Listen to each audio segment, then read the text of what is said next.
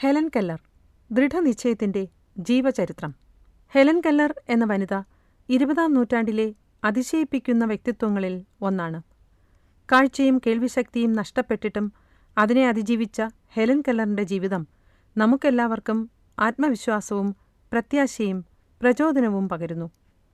19 മാസം പ്രായമുള്ളപ്പോൾ ഒരു ഗുരുതരമായ രോഗം മൂലം ഹെലന് കാഴ്ചയും കേൾവിയും നഷ്ടപ്പെട്ടു.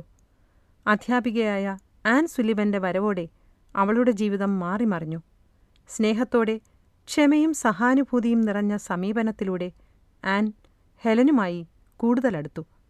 ആശയവിനിമയം സ്ഥാപിക്കാനായി അവളുടെ വിരലുകളിൽ ആൻ അക്ഷരങ്ങൾ എഴുതി. ഇത് ഭാഷയുടെയും വിദ്യയുടെയും ലോകത്തേക്ക് ഹെലന് വാതിൽ തുറന്നു നൽകി. 1904 റാഡ്ക്ലിഫ് കോളേജിൽ നിന്ന് പഠനം പൂർത്തിയാക്കിയ ഹെലൻ കേൾവിയും കാഴ്ചയുമില്ലാതെ ബിരുദം നേടിയ ആദ്യ വ്യക്തിയാകുകയായിരുന്നു. ജീവിതം മുഴുവൻ അവർ പുസ്തകങ്ങൾ എഴുതി, പ്രസംഗങ്ങൾ നടത്തി.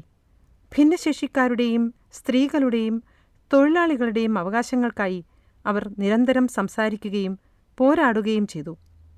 35-ലധികം രാജ്യങ്ങൾ സന്ദർശിച്ച ഹെലന്റെ ബുദ്ധിയും ധൈര്യവും ലക്ഷ്യബോധവും ലോകമൊട്ടാകെയുള്ളവരെ അതിശയിപ്പിച്ചു.